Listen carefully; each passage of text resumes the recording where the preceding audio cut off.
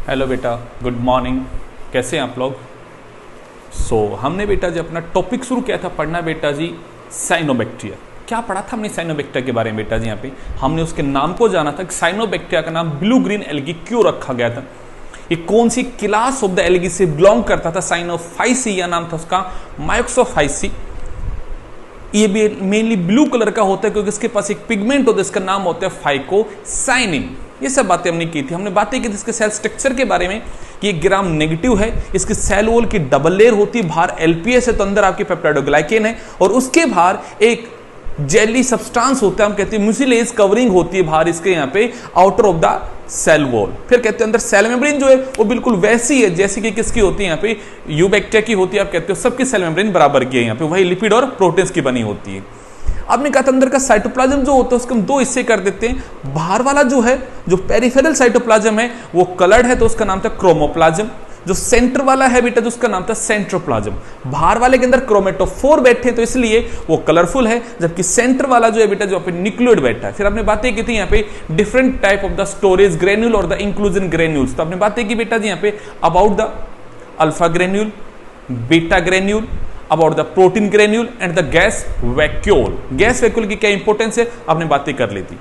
फिर मैंने आपको बताया था बेटा जी यहाँ पे इसके फ्लैजिला क्या है बेटा जी यहाँ पे अब्सेंट है, बट ये मूवमेंट शो करता है। मूवमेंट कौन सा है बेटा जी यहाँ पे? ग्लाइडिंग मूवमेंट शो करता है। ये सब बातें हमने खत्म कर ली थी यहाँ पे। अब और क्या पढ़ी साइनोबैक्टीरिया के बारे में, तो अभी हम स्टेप बाय स्टेप आगे बढ़ते हैं। हमने यहाँ पे सिर्फ उसका सेल स्ट्रक्चर खत्म किया था। अब आज की वीडियो में हम बातें करेंगे उसका न्यूट्रिशन कैसा है। जैसे आपने लास्ट क्लास में बात कर ली, ये फर्स्ट ऑक्सीजेनिक था जिसने वाटर का यूज किया था एज ए हाइड्रोजन डोनर, बिल्कुल। बट कुछ स्पेसिफिक बातें और करेंगे इसमें। फोटोसिंथेटिक पिगमेंट्स कौन से बैठे होते हैं, क्या होते हैं, उनके बारे में थोड़ी बातें करेंगे। तो सबसे पहले हम पढ़ेंगे बेटा जी यहाँ पे मोड ऑफ न्यूट्रिशन इसका कैसा है। फिर हम बातें करेंगे बेटा जब आउट यहाँ पे मोड ऑफ रेस्पिरेशन कैसा है यहाँ पे। एंड फिर हम बातें करेंगे बेटा जी यहाँ पे इसका यहाँ पे स्पेसिफिक किस किस फॉर्म में ये एग्जिस्ट करता है, मतलब इसकी फॉर्म्स आएंगे अलग अलग कि अकेला रहना पसंद करता है या कॉलोनी में रहता है, तो कॉलोनी में किस प्रकार से रहता है यहाँ पे, वो सब बातें आज हम करने वाले हैं। तो चलिएगा शुरू करते हैं आज का टॉपिक। बड़ा ही जबरदस्त टॉपिक है और आज आपका साइनोबैक्टीरिया का टॉपिक भी खत्म हो जाएगा। तो शुरू करते हैं बेटा जी यहाँ पे। आज का अपना सबसे पहला टॉपिक पे बातें करेंगे बेटे जी about the cyanobacteria mode of nutrition. हमने बेटा जी टॉपिक पढ़ना शुरू किया साइनोबैक्टीरिया और उसमें अपना सबसे पहला टॉपिक पढ़ेंगे बेटा जी यहाँ पे न्यूट्रिशन। अब ये तो मुझे बताने की जरूरत ही नहीं है भाई, ये फोटोसिंथेटिक मतलब उसका यहाँ पे ऑटोट्रॉफिक मोड ऑफ न्यूट्रिशन है। ये तो कहने की जरूरत ही है, आप लोगों को पता होना चाहिए ये बातें तो, और आपको पता भी है ये बातें तो। और अच्छी बात कह सकते हैं फोटोसिंथेटिक ऑर्गेनिज्म।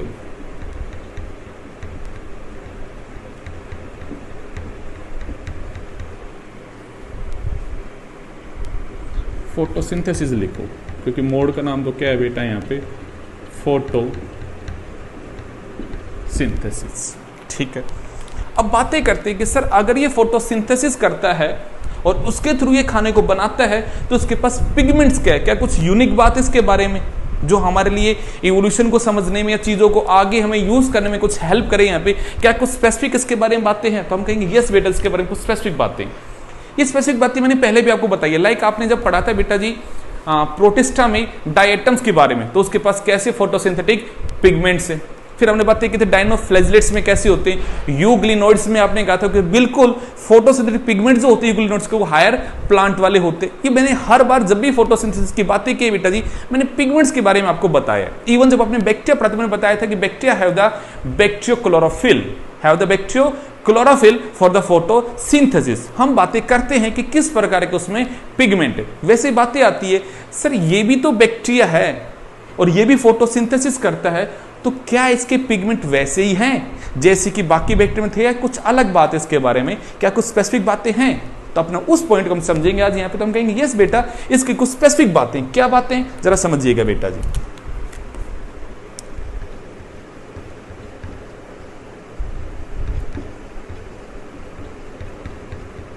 फोटोसिंथेटिक पिगमेंट्स की बात करते हैं यहाँ पे आपके साथ में। They have the chlorophyll A जैसे प्लांट्स में होता है वैसे इसके पास भी क्या क्लोरोफिल ए है। Okay, have carotenoids. I think आपको ये लाइन पता है, ये मैंने पहले प्रोटेस्ट में बातें की थी। कैरोटिनोइड्स क्या होते हैं बेटा जी यहाँ पे, these are the shielding pigment, these are the shielding pigment, ये प्रोटेक्ट करते फ्रॉम द फोटो ऑक्सीडेशन। तो मैं लिख देता हूं बेटा जी, प्रोटेक्ट फ्रॉम फोटो ऑक्सीडेशन।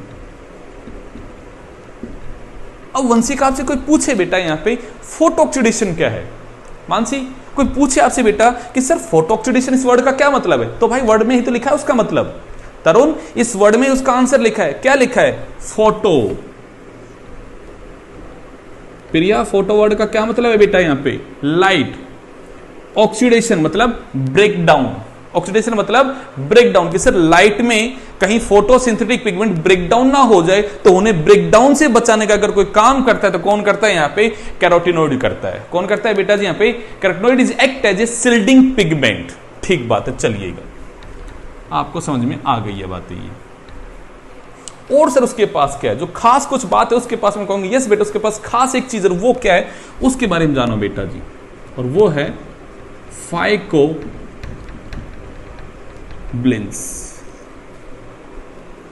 ये आपको याद रखना है बेटा जी। इसके पास फोटोसिंथेटिक पिगमेंट के तौर पे क्या क्या चीजें हैं, इसके पास क्लोरोफिल ए है, इसके पास बेटा जी कैरोटिनोइड्स, और इसके पास में फाइकोब्लिन्स है। आप कहोगे सर फाइकोब्लिन्स क्या, तो मैं कहूंगा बेटा जी these are water soluble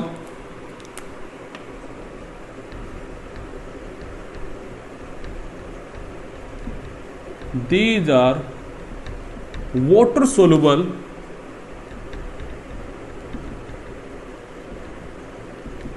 light harvesting molecule. मतलब ये लाइट को कैप्चर करते हैं और ट्रांसफर करते हैं क्लोरोफिल के पास में।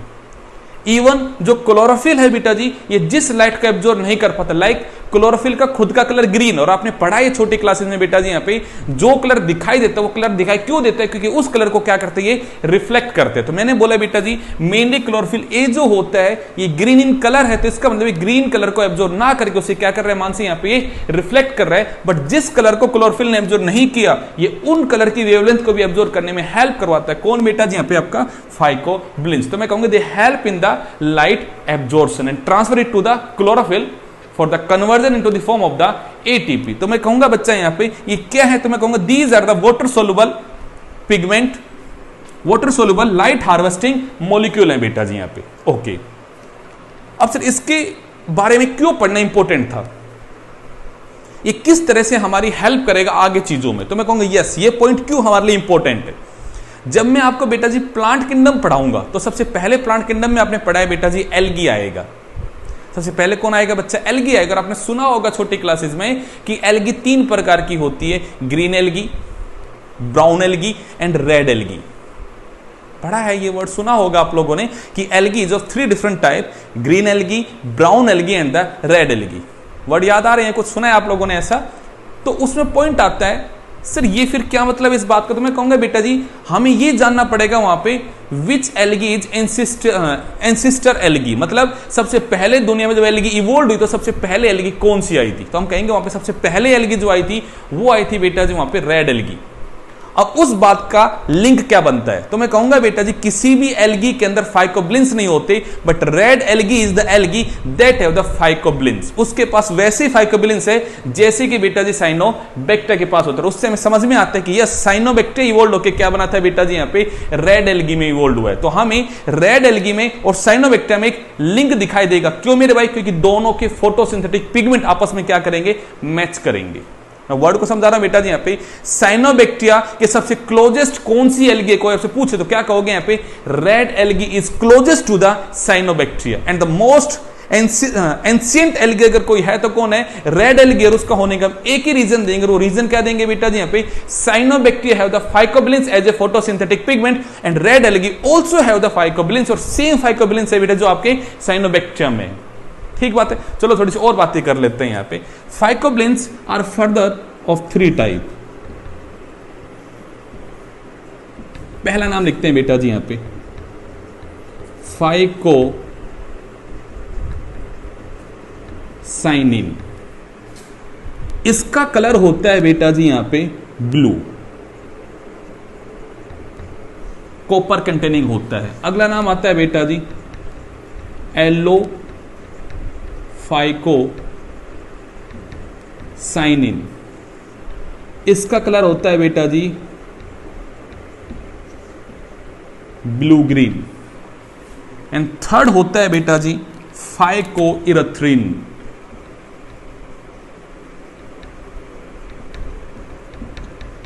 और इसका कलर होता है बेटा जी रेड।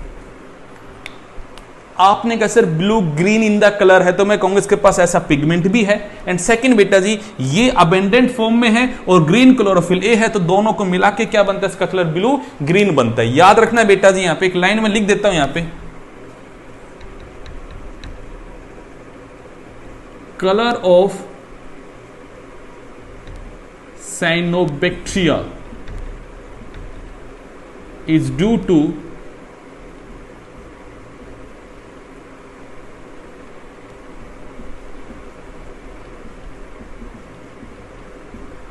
फाइकोबिलिन्स। ये आपके लिए नीट का क्वेश्चन है बेटा जी।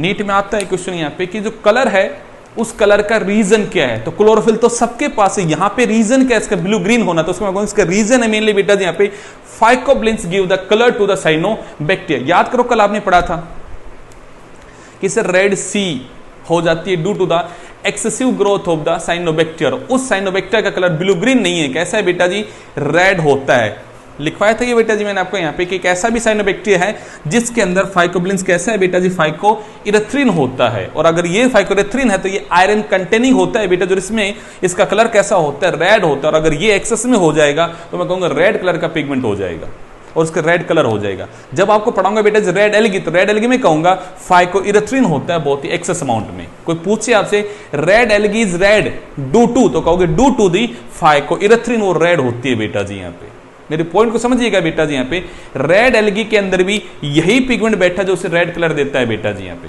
Getting my point. और ऐसे ही पिगमेंट बेटा जी किसमें बैठे हैं, यहाँ पे आपके साइनोबैक्टीरिया में बैठे हैं, और ये साइनोबैक्टीरिया को लिंक करता है विद द रेड एल्गी। तो लिख देता हूं बेटा जी यहाँ पे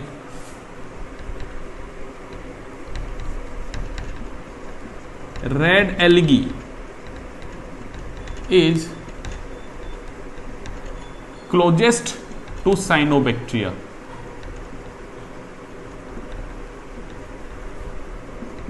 in evolution,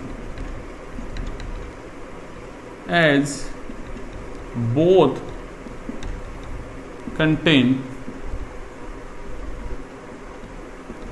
phycobilins as a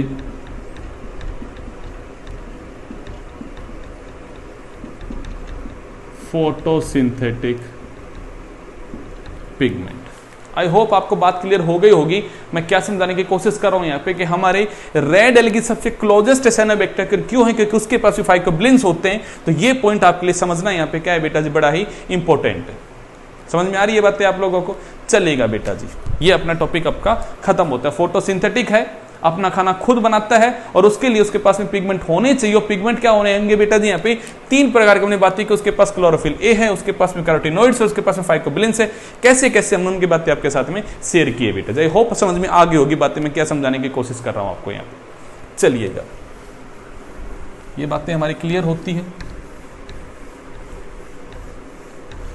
अब पॉइंट आता है sir, what about mode of respiration.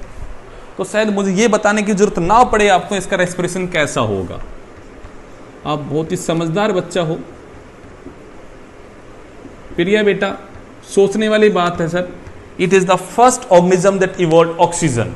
मतलब दुनिया में अगर ऑक्सीजन लेके कोई आया तो कौन आया, साइनोबैक्टीरिया। तो मतलब ये खुद कैसा है बेटा जी, यहाँ पे ये एरोबिक है। खुद कैसा है बेटा जी, यहाँ पे एरोबिक है। भाई ऑक्सीजन को छोड़ेगा तभी तो भैया जी उसमें ऑक्सीजन में सर्वाइव कर रहा है। तो मैंने कहा बेटा जी यहाँ पे it is the aerobic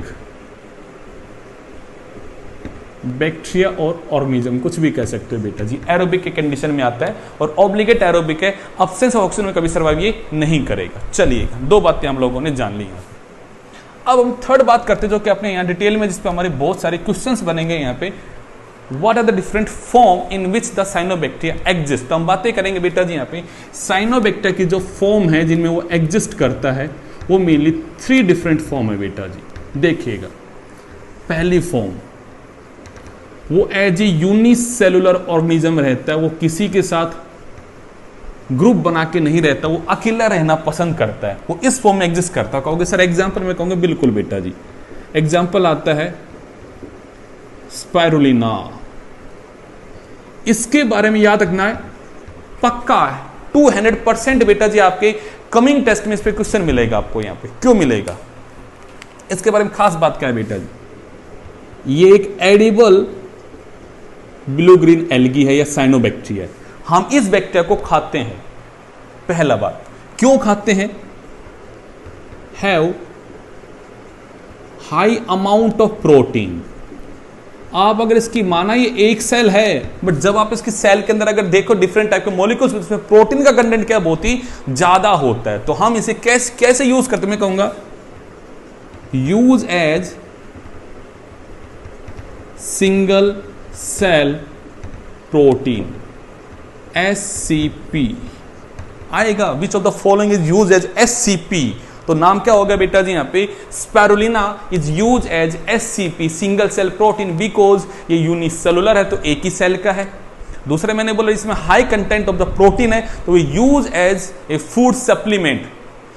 even जो जिम वगैरह में काम करते हैं तो वो जब हाई कंटेंट प्रोटीन का लेते हैं तो वो BGA को, मतलब इस स्पाइरुलिना को खाना खाते हैं, उनको वहां पे एडवाइस किया जाता है कि आप इसको खाओ, इसमें प्रोटीन कंटेंट का बेटा बहुत ही ज्यादा होता है, इजिली मार्केट में अवेलेबल होता है स्पाइरुलिना। चलिएगा, हर जगह तो नहीं होता, बट हाँ स्पेसिफिक मॉल वगैरह में आप देखोगे तो आपको मिल जाएगा बेटा जी। और किस फॉर्म में वो एग्जिस्ट करता है, तो हम बातें करेंगे बेटा, एग्जिस्ट करता है एज ए कॉलोनी। तो मैं कहूँगा फॉर्म का नाम हो जाएगा यहाँ पे कॉलोनियल फॉर्म, मतलब कि सर अकेला नहीं है, कॉलोनी बना के रहेगा, 5, 7, 10, 15 जो भी कुछ नंबर है वो मिलके एक साथ रहते हैं कॉलोनी के फॉर्म में। मैंने कहा ओके। एग्जाम्पल, तो आप कहोगे सर इसके 2 एग्जाम्पल की बातें करते हैं, 3 एग्जाम्पल की बातें करते हैं। पहला एग्जाम्पल आता है बेटा जी यहाँ पे एनाबीना, दूसरी बातें करते हैं बेटा जी यहाँ पे नॉस्टक, तीसरी बातें करते हैं बेटा जी यहाँ पे आपके साथ में माइक्रोसिस्टिक। These 3 are the cyanobacteria that exist as a colony, but इनमें से कुछ ऐसे भी हैं जो कॉलोनी में रहते हैं बट किसी और फॉर्म में भी एग्जिस्ट करते हैं। वो फॉर्म क्या है उसकी बातें भी करते हैं आपके साथ में। अब आता है थर्ड वर्ड बेटा जी यहाँ पे, जो बड़ा ही इंपॉर्टेंट आप लोगों के लिए। तीसरी फॉर्म है बेटा जी यहाँ पे फिलामेंटस। अब इसका क्या मतलब है, सिर्फ वो कॉलोनी की फॉर्म में ही रहता है, ग्रुप में ही रहता है, बट वहां पे किस तरह से वो अरेंज होता है वो स्पेसिफाई हो गया, मतलब इस तरह से रहता है वो आपका यहां पे। ये एक साइनोबैक्टीरिया है, ये दूसरा साइनोबैक्टीरिया है, ये तीसरा साइनोबैक्टीरिया, ये चौथा साइनोबैक्टीरिया, ये 5वां साइनोबैक्टीरिया, ये 6ठा साइनोबैक्टीरिया, ये 7वां है, और ये 8वां साइनोबैक्टीरिया, ये 9वां साइनोबैक्टीरिया। और अच्छी बात करते हैं यहाँ पे कैसा स्ट्रक्चर होता है यहाँ पे, तो और जरा समझिएगा। मैंने कहा ये एक साइनोबैक्टीरिया है, ये दूसरा साइनोबैक्टीरिया है, ये तीसरा साइनोबैक्टीरिया। मैं इनमें स्पेस क्यों दे रहा हूं वो समझाऊंगा अभी आपको।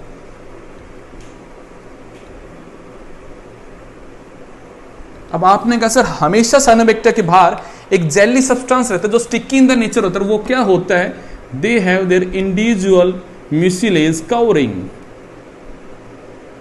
दे हैव देयर, उनकी अपनी इंडिविजुअल यहाँ पे म्यूसिलेज कवरिंग है, जो मैं रेड कलर से यहाँ पे इंडिकेट कर रहा हूं बेटा जी, कि उनके पास इस तरह से म्यूसिलेज कवरिंग है उनके बाहर। एंड खास बात, एक म्यूसिलेज कवरिंग और है जो उन सबको ऐसे आपस में बांधे रखती है। तो म्यूसिलेज कवरिंग एक नहीं 2 हो गई, पहले इंडिविजुअल बैठी और फिर उसके बाहर भी बैठी हुई बेटा जी यहाँ पे। ठीक बात है। तो मैं कहूंगा यहां पे बेटा जी BGA group, BGA form colony in row, वो रो की फॉर्म में कॉलोनी को बनाता है ये भी कॉलोनियल, बट यहां हमने कहा फिलामेंटस है, वो इस तरह कॉलोनी के फॉर्म में रहता है। And this row is known as, and this row is known as trichome. इसको हम क्या बोलते हैं बेटा जी? यहां पे ट्राइकोम बोलते हैं। तो कोई पूछे आपसे what do mean by trichome, तो कहोगे ये जो फिलामेंटस फॉर्म है वो इस तरह जो कॉलोनी की फॉर्म में है, बट एक रो की फॉर्म, इस रो को हम क्या बोलते हैं बेटा जी? ट्राइकोम बोलते हैं। या हम कहेंगे filamentous form of the cyanobacteria is known as trichome. ठीक वर्ड। अब पॉइंट आता है ट्राइकोम कितनी फॉर्म में एग्जिस्ट करता है, तो हम कहेंगे ट्राइकोम भी फर्दर दो प्रकार का होता है। चलिए उनकी बातें कर लेते हैं। थोड़ा सा मैं डायग्राम छोटा कर देता हूं ताकि हमारे लिए चीजें थोड़ी सी क्लियर हो जाए, हम यहीं समझ लें बातों को। मैंने कि ट्राइकोम भी दो प्रकार का होता है बेटा जी। एक का नाम होता है बेटा जी होमोसिस्टस। होमो बोले तो सेम, कि उसमें सर जो सेल हैं वो सारी सेम है, वो एक ही प्रकार की है। मैं कहूंगा ओके, मैं कहूंगा उनका अलग अलग डिफरेंशिएशन नहीं हो रहा, तो मैं एक और बोलता हूं बेटा जी यहां पे अनडिफरेंशिएटेड।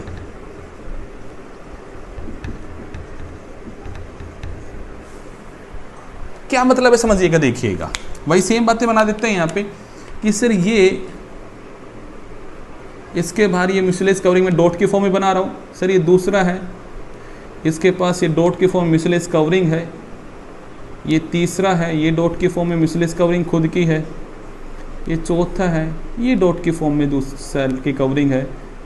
ये बेटा जी मैंने एक और बना दिया, ये डॉट की फॉर्म में इसकी कवरिंग है। और आपने कहा सर फिर इसके बाहर एक और डॉट के फॉर्म में म्यूसिलेज कवरिंग है। सर यहाँ सारी सारी एक जैसी सेल है, यहाँ पे कोई अलग से स्पेशलाइज सेल यहाँ नहीं है, सब एक जैसी है। तो मैं कहूंगी अनडिफरेंशिएटेड है। ये कंडीशन कैसी यहाँ पे आपकी? होमोसिस्टस है। ओके, अगला वर्ड क्या आता है? हमने बोला बेटा जी यहाँ पे हेटेरोसिस्टस।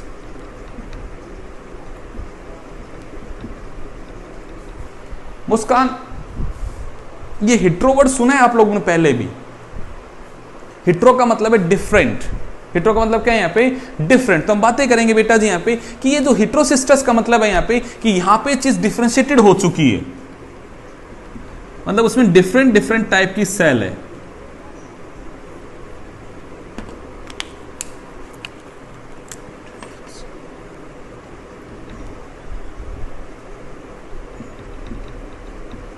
Differentiated form.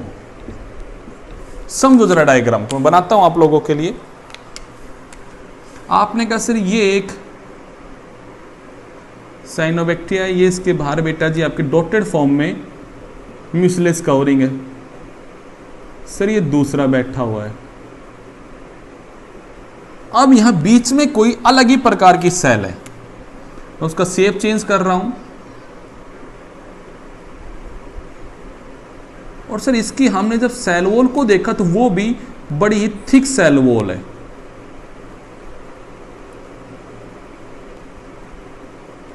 और सर इसके बाहर म्यूसिलेज कवरिंग भी एब्सेंट है। तो मतलब ये कुछ अलग काम के लिए यहां पे स्पेशलाइज्ड हो गई। ठीक है भाई, अब क्यों हो गई वो समझना पड़ेगा हमें। यहां मानसी बेटा समझना तो पड़ेगा हमें, क्यों हुआ है ऐसा काम। कोई रीजन तो होगा, और अगर रीजन है तो उसको जानना पड़ेगा। और आपने कहा सर इस प्रकार से ये सेल प्रेजेंट है। बाहर वाले बना दो क्योंकि वो उसे कॉलोनी के फॉर्म में रखेंगे। डिफरेंस क्या समझ में आ रहा है प्रिया बेटा? डिफरेंस क्या समझ में आ रहा है? तरुण, असीम, कनेक्ट करो खुद को बेटा जी कि दोनों में क्या डायग्राम में डिफरेंस है। यहां पे एक ही प्रकार की सेल है बेटा, पारस यहां पे एक ही प्रकार की सेल है, बट बेटा यहां पे क्या है? यहां पे सर एक नहीं अलग अलग प्रकार की सेल है। यहां पे कुछ तो हमें सिंपल दिखाई दे रही, बट ये बीच में अपने को स्पेसिफिक सेल बना दी। ये क्या है? तो मैंने कहा भाई ये सेल मैंने लिखा है डिफरेंशिएटेड है, मतलब ये एक स्पेशलाइज काम को परफॉर्म करने के लिए अपने स्ट्रक्चर को और अपने फंक्शन को चेंज कर ले। इसने यहां पे ये इन साइनोबैक्टीरिया जैसी सेल नहीं है यहां पे। तो फिर ये क्या है? मैं कहूंगा चलिएगा बेटा जी यहां पे इस सेल का नाम होता है बेटा जी यहां पे हेटेरोसिस्ट। क्या है ये? तो मैं कहूंगा इसके फीचर के बारे में जानेंगे। सबसे पहले पहला फीचर बेटा जी यहां पे थिक सेल वॉल।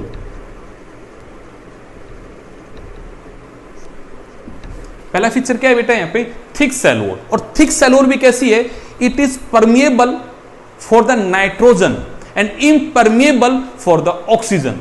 इस लेयर को कभी भी बेटा जी यहां पे ऑक्सीजन क्रॉस करके नहीं जा सकती, बट नाइट्रोजन क्रॉस करके आ सकती है। मतलब ये एनारोबिक सेल है बेटा जी यहां पे ये वाले बैक्टीरिया ने स्पेसिफिक कुछ कंडीशन ऐसी क्रिएट कर रहा है जो कि बेजिस को किसी काम के लिए चाहिए। तो मैंने कहा यहां पे ऑक्सीजन कभी क्रॉस करके अंदर नहीं आ सकती, तो कौन क्रॉस करके आ सकता है? अंदर क्रॉस करके आ सकता है बेटा जी यहां पे आपकी नाइट्रोजन। तो मैं कहूंगा बेटा जी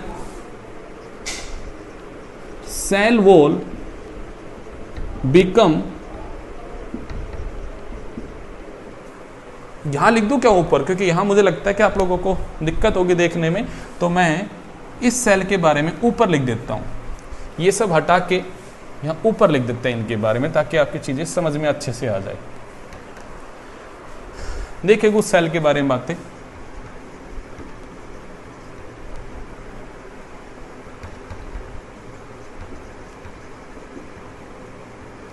हेटेरोसिस सेल का पहला फीचर बेटा जी, have thick cell wall and permeable for nitrogen and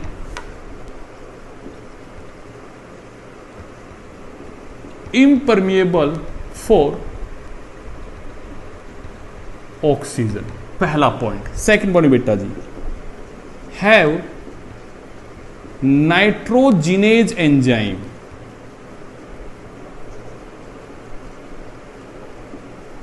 that help in nitrogen fixation। मतलब जो नाइट्रोजन को बेटा जी यहां पे रिड्यूस करेगा,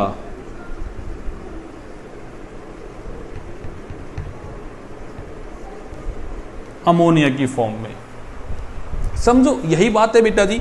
इसके पास एक एंजाइम है जिसका नाम है बेटा जी नाइट्रोजिनेज, जो नाइट्रोजन को रिड्यूस करेगा। आई थिंक ये वर्ड याद होगा आप लोगों को, gain of hydrogen is known as reduction, याद है, लॉस ऑफ ऑक्सीजन, ये सब वर्ड पढ़े होंगे आपने, ऑक्सीडेशन रिडक्शन। वैसे मैंने कुछ वर्ड बोला बेटा जी, वो नाइट्रोजन को रिड्यूस करके क्या बनाएगा? अमोनिया बनाएगा। और मैं बता दूं बेटा जी, नाइट्रोजिनेज जो एंजाइम है it is very sensitive for the oxygen.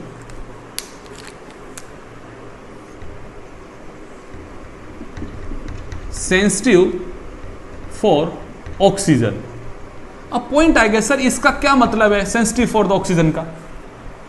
तो तरुण बेटा मैं आपको एक बात बताऊंगा, सेंसिटिव का मतलब है अगर इस एंजाइम को आपने गलती से ऑक्सीजन दे दी तो ये इनएक्टिवेट हो जाएगा और ये नाइट्रोजन को फिक्स नहीं कर पाएगा। और आप चाहते हो नाइट्रोजन फिक्स हो, तो मेरे भाई यहां पे आपको यहां पे कंडीशन कैसे रखनी पड़ेगी? एनारोबिक रखनी पड़ेगी। यहां कंडीशन कैसे रखनी पड़ेगी? यहां पे एनारोबिक रखनी पड़ेगी। यहां पे आपको अब्सेंस ऑफ द ऑक्सीजन रखनी पड़ेगी बेटा जी। यहां पर वो रखने के लिए आपने क्या किया? इसके सेल वॉल को बेटा जी थिक कर दिया। अब इसके अंदर बेटा जी यहां पे ऑक्सीजन नहीं आ सकता, बट नाइट्रोजन आ सकता है। और इसके साइटोप्लाज्म बेटा जी पे नाइट्रोजेज एंजाइम बैठा है। तो आप डोंट यू थिंक ये बाकी सेल नहीं, ये सेल स्पेशलाइज्ड हो गई, अपने काम को लेके बड़ी स्पेसिफिक हो गई कि भाई मैं तो नाइट्रोजन को फिक्स करूंगी, मैं तो भाई नाइट्रोजन को फिक्स करूंगी, मैं अपने काम में फिक्स होगी, मैं तो अपने काम में स्पेशलाइज्ड हो गई। ये सेल कौन है बच्चा? यहां पे आपकी हेटेरोसिस सेल है। मुस्कान कनेक्ट बन पा रहा है? कनेक्शन बेटा जी यहां पे समझ पा रहे मेरी बात को बेटा जी? यहां पे क्यों मैंने कहा कि डिफरेंशिएटेड है? क्योंकि ये सेल यहां पे स्पेशलाइज्ड हो चुकी है भाई। ये सेल क्या हो गई? यहां पे स्पेशलाइज्ड हो गई, ये अपने काम में माहिर हो गए कि मैं तो नाइट्रोजन को फिक्स करूंगा। और उसके लिए मुझे अपने आप को चेंज करना पड़ेगा। कैसे चेंज करना पड़ेगा? मुझे चाहिए नाइट्रोजन एंजाइम, बट ये एंजाइम तो भाई सेंसिटिव है। किसके लिए? ऑक्सीजन के लिए। तो क्या करूं मैं? चलो अपनी सेल वॉल को थिक कर लेती हूं ताकि ऑक्सीजन मेरे पास आना पाए और भैया जी नाइट्रोजन आ पाए, कोई दिक्कत नहीं। अब बात आती है सर अगर ऑक्सीजन नहीं आएगा तो और क्या बातें करते हैं? क्या ये भी कलर सेल है? मैं कहूंगा नहीं बेटा जी, इसका भी कलर अब्सेंट है। क्यों? बिकॉज इसके पास फोटोसिंथेटिक ही नहीं होता है बेटा जी। सोचो ये फोटोसिंथेसिस यहां नहीं करेगी, सोच के देखो, लॉजिक लगाओ। मानसी लॉजिक होना चाहिए चीजों में। अगर ये फोटोसिंथेसिस करती तो ऑक्सीजन को इवॉल्व करती, और ऑक्सीजन को अगर इवॉल्व करती तो क्या नाइट्रोजन एंजाइम जो अंदर बैठा हुआ है क्या वो नाइट्रोजन को फिक्स कर पाता? हां कि ना? अगर ये सेल फोटोसिंथेटिक होती तो ये खुद ऑक्सीजन को रिलीज करती। इसका मतलब इसके साइटोप्लाज्म में सर ऑक्सीजन बन रहा होता, और अगर ऑक्सीजन बन रहा होता तो नाइट्रोजन एंजाइम तो बेटा जी सेंसिटिव है ऑक्सीजन को लेके, क्या ये कभी नाइट्रोजन फिक्स कर पाती? क्या होगा आपका आंसर? राखी बेटा क्या होगा आपका आंसर? आपका आंसर होगा नो सर, नहीं होना चाहिए। मैं कहूंगा बिल्कुल बेटा जी। तो मैं कहूंगा थर्ड पॉइंट बेटा जी यहां पे इसके बारे में, non photosynthetic cell and non green colour, and मैं लिख दूं यहां पे non green non photosynthetic, non green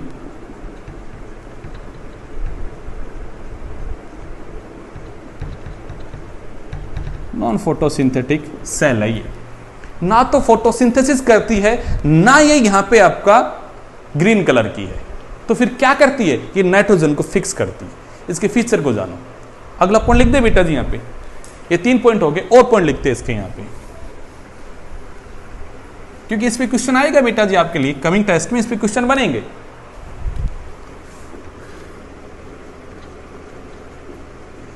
mucilage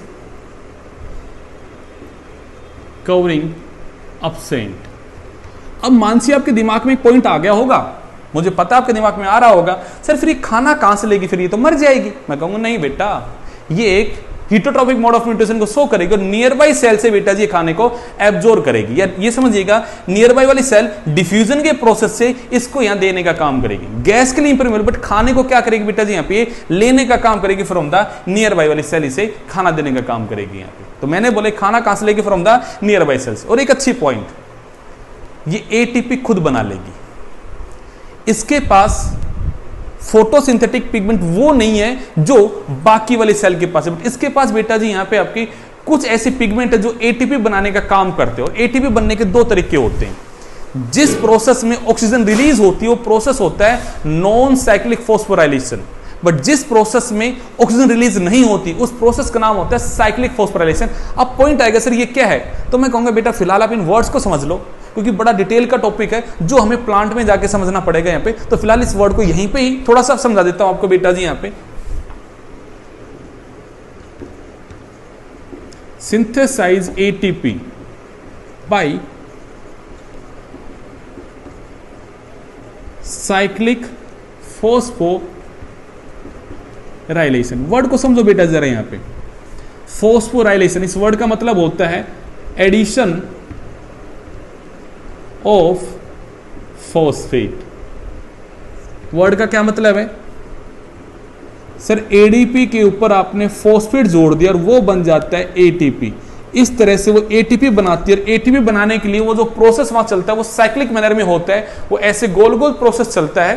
process 2 प्रकार का होता है, या तो ऐसा होता है कि कोई इलेक्ट्रॉन का डोनर होता है और कोई इलेक्ट्रॉन का एक्सेप्टर होता है, वो कभी इलेक्ट्रॉन वापस घूम के नहीं आता है। कुछ ऐसा होता है कि यही इलेक्ट्रॉन को डोनेट करता है, यही इलेक्ट्रॉन वापस घूम के किसी के पास आ जाता है। तो 2 अलग अलग मेथड होते हैं। फिलहाल उन पर दिमाग मत लगाना बेटा यहाँ पे, क्योंकि वो ज्यादा कंफ्यूजन क्रिएट करेगा। फिलहाल सिर्फ एक वर्ड को समझना है कि they synthesize ATP by the cyclic phosphorylation, जिस वजह से यहाँ पे कभी ऑक्सीजन रिलीज नहीं होता। तो मैं कहूंगा ये खाना तो नहीं बनाती, बट एटीपी बना सकती सीधी बेटा जी यहाँ पे सनलाइट एनर्जी का यूज करके यहाँ पे, बट खाना नहीं बनाएंगे बेटा जी। है कैसी? नॉन फोटोसिंथेटिक है।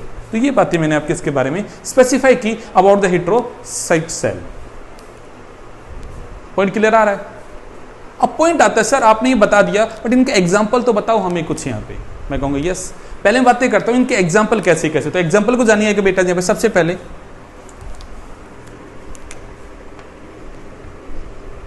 रेड रेड कलर मैच हो जाएगा। पहला एग्जांपल इसका बेटा जी, Oscillatoria. Oscillatoria is a cyanobacteria that is homocystous. ठीक है सर, हिट्रो का मैं कहूंगा चलिए बेटा हिट्रो की बातें करते हैं। पहला एग्जांपल बेटा जी यहां पे नोस्टक। दूसरा बेटा जी एनाबीना। यही सेम एग्जांपल बेटा जी मैंने आपको यहां पे कॉलोनी वाले में भी लिखवाए थे। तो मैंने कहा वो सिंपल कॉलोनी बना के भी रहती है या फिर फिलामेंटस, दोनों फॉर्म में एग्जिस्ट करती है। तो सेम एग्जांपल मैंने बताया बेटा जी यहाँ पे नोक्टस और एनाबीना। ये फिलामेंटस फॉर्म में प्रेजेंट है बेटा जी यहाँ पे आपका, और हिट्रोसिस्टस की फॉर्म में होते हैं यहाँ पे। अब एक वर्ड और मैं आपको बताता हूं, क्या बताएं यहाँ पे, यहीं पे ही उसको ऐड कर रहा हूं, सुनना जरा बेटा जी।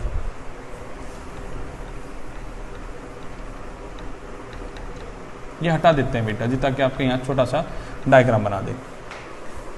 ये जो हेटेरोसिस्टस है ये भी फर्दर दो टाइप की होती है। किस बिहाफ पे? On the basis of the location of the heterocyst. किस हेटेरोसिस्ट की लोकेशन क्या है? तो मैं कहूंगा चलिए दो डायग्राम बना देते हैं यहाँ पे हेटेरोसिस्ट की लोकेशन के बिहाफ पे। देखिएगा बेटा जी, तरुण बेटा कुछ भी कंफ्यूजिंग नहीं है, अगर हल्का सा थोड़ा सा दिमाग यूज करना है, ज्यादा दिमाग तो यूज ही नहीं करना होता बायो में, हल्का हल्का कॉमन सेंस यूज करना होता है बस। और आप तो बड़े जबरदस्त बच्चे हो बेटा, बहुत पढ़ते हो आप लोग, बहुत अच्छी बात है ये। चलिएगा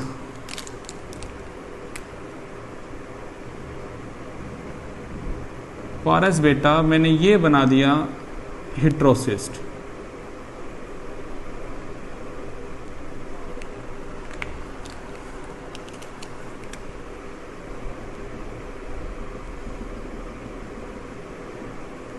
ठीक है, एक और बना देते हैं।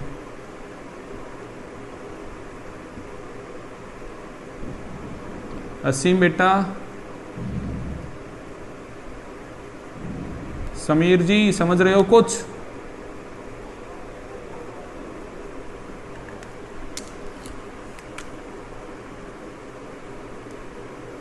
क्रिस मक्कर बेटा कुछ समझ में आ रहा है? मक्कर साहब कुछ समझ में आ रहा है आपको?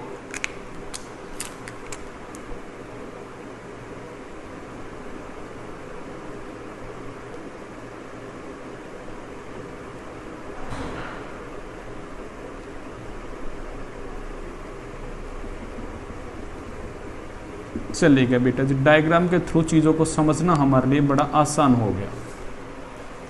मैंने कहा लोकेशन के बिहाफ पे ये भी दो प्रकार की, कैसी कैसी? या तो मैं इसे कहूंगा बेटा जी टर्मिनल,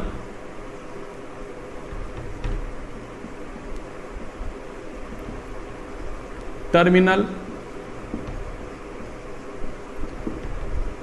हेटेरोसिस्टस, या मैं कहूंगा बेटा जी उसे इंटरक्लेरी हेटेरोसिस्टस। जैसे नोक्टस मैंने अभी आपको एग्जांपल बताया बेटा जी, नोक्टस में मेनली कैसी होती है? इंटरक्लेरी होती है। जबकि अगर आप एनाबिना की बात करोगे उसमें दोनों होती है, टर्मिनल भी एज वेल एज इंटरक्लेरी भी। किसकी बातें करते हैं यहाँ पे? एनाबिना के अंदर ये दोनों होती है, एंड पे भी होती है और बीच में भी होती है। बट नोक्टस के केस में मेनली कैसी होती है? सिर्फ इंटरक्लेरी होती है। मैंने ये नहीं कहा कि हमेशा होती, बट मेनली कंडीशन कैसी होती है? वहां पे इंटरक्लेरी होती है। यहां तक की बातें आपको क्लियर हो रही है? क्या मैंने बातें की यहाँ पे आपको? अब आपको साइनोबैक्टीरिया के बारे में एक बात तो समझ में आ गई होगी, सर ये फोटोसिंथेटिक है और ये नाइट्रोजन को भी फिक्स करता है। बिल्कुल सही बात है। चलिएगा बेटा जी, हो गई यहां तक की बातें। अब एक और पॉइंट आता है, सर ये साइनोबैक्टीरिया जो कि हमारा ये प्रेजेंट दुनिया के अंदर, ये किस तरह एग्जिस्ट करता है? क्या ये फ्रीली लिविंग है या ये सिम्बायोटिक है बेटा जी? तो हम यहां पॉइंट लिखते हैं बेटा जी, cyanobacteria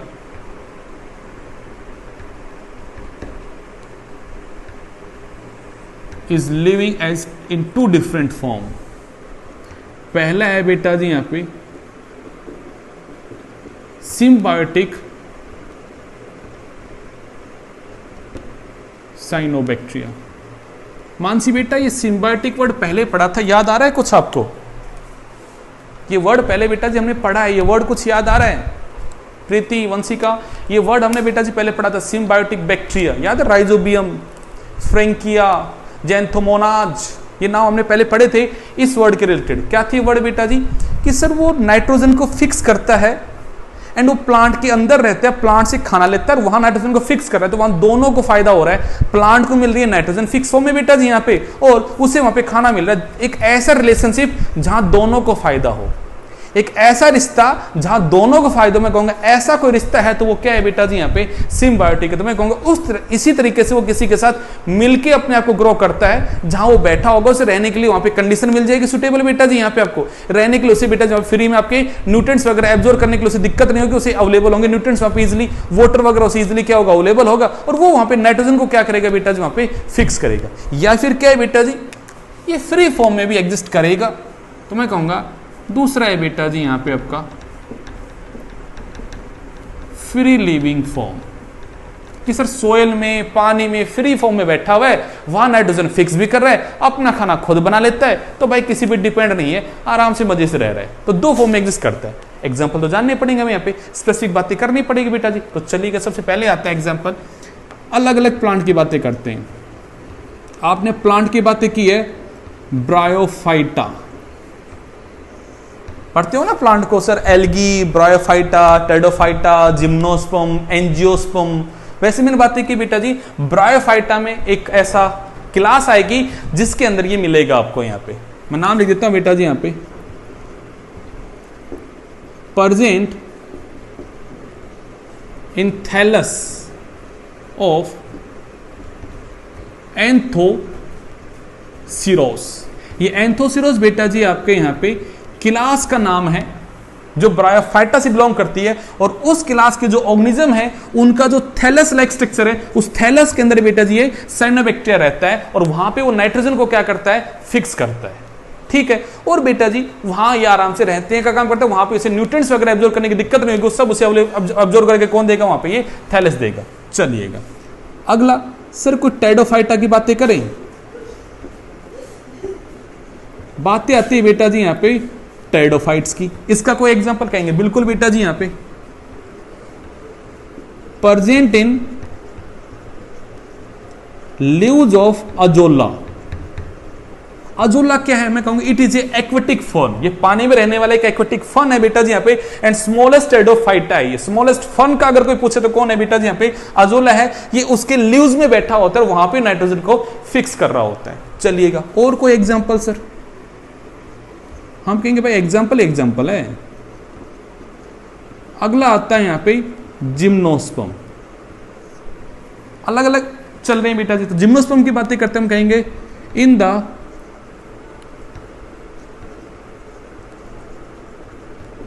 कोरेलॉइड्स root of Cycas. Cycas और पाइनस नाम सुने होंगे आप लोगों ने। तो साइकस के रूट के अंदर बैठा होता है बेटा, जो उसकी रूट का हम बोलते हैं बेटा जी यहाँ पे कोरेलॉइड रूट्स, उसकी रूट्स में ये बैठा होता है, वहां पे नाइट्रोजन को फिक्स करता है और वहां पे ये आराम से रहता है बेटा जी। The most evolved plant that is angiosperm. उसका कोई एग्जाम्पल कहेंगे, बिल्कुल बेटा इसका एग्जाम्पल होगा यहां पे गुनेरा,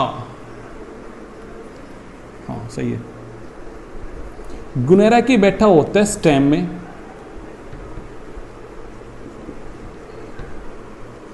एक और नाम लिख देते हैं बेटा यहां पे ट्राइफोलियम।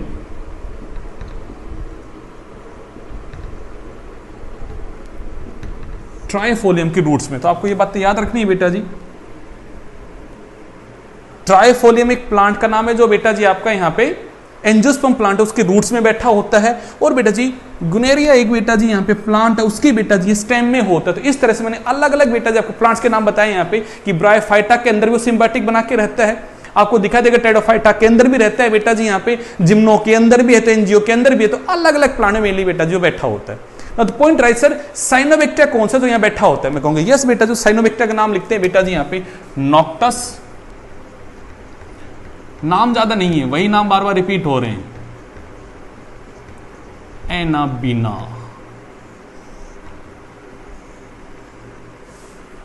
नॉक्टस एंड एनाबीना, ये फ्री लिविंग में भी आएंगे और फ्री लिविंग में बातें करते हैं यहां पे। तो पहले तो इनका नाम लिख दो बेटा जी,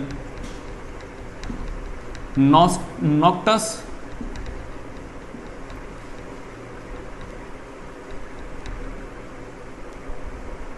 एनाबीना, इवन आपका ओसेल्टेरिया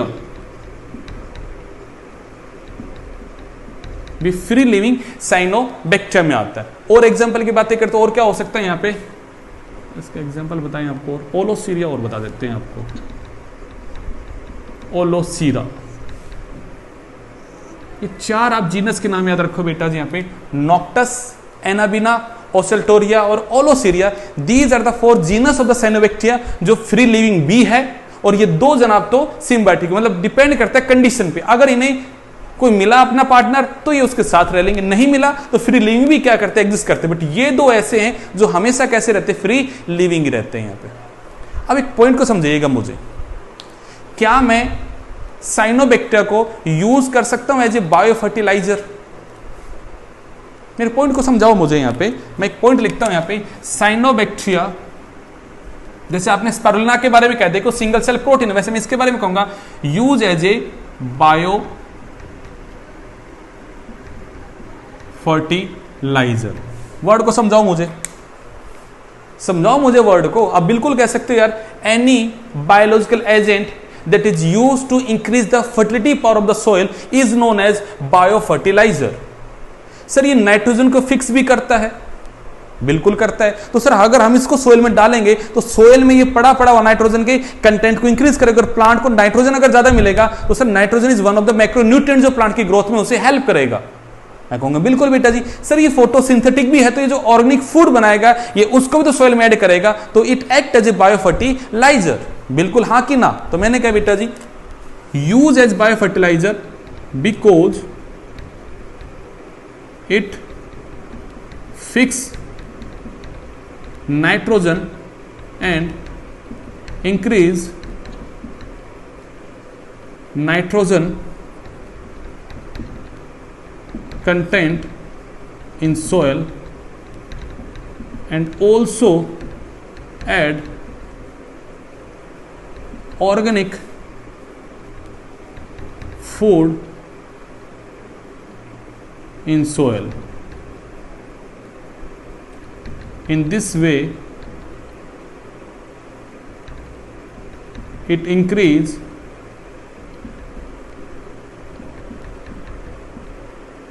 सोयल फर्टिलिटी।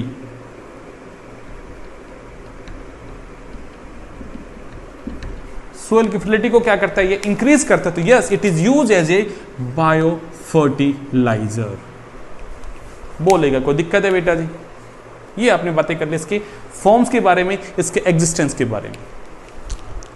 चलेगा वैसे टॉपिक और भी अब इसके बारे में पढ़ाने में, इसका रिप्रोडक्शन के बारे में बातें करेंगे, इसकी इकोनॉमिकल इंपॉर्टेंस के बारे में बातें करेंगे। बट मुझे लगता है वीडियो बहुत बड़ा हो जाएगा एंड आप लोग बोर हो जाओगे। मैं नहीं चाहता मेरे प्यारे प्यारे बच्चा बोर हो। तो चलेगा वीडियो को यहीं रोकते हैं यहाँ पे आज के लिए। अब इसके एक छोटा सा टॉपिक बचकर उसके साथ हमारा साइनोबैक्टीरिया खत्म हो जाएगा, और उसमें हम क्या बातें करेंगे बेटा जी, अबाउट देयर रिप्रोडक्शन कैसे होता है, इसकी इकोनॉमिकल इंपॉर्टेंस क्या है, हम उनकी बातें करेंगे। चलेगा इस लेक्चर में सिर्फ इतना। थैंक यू बेटा।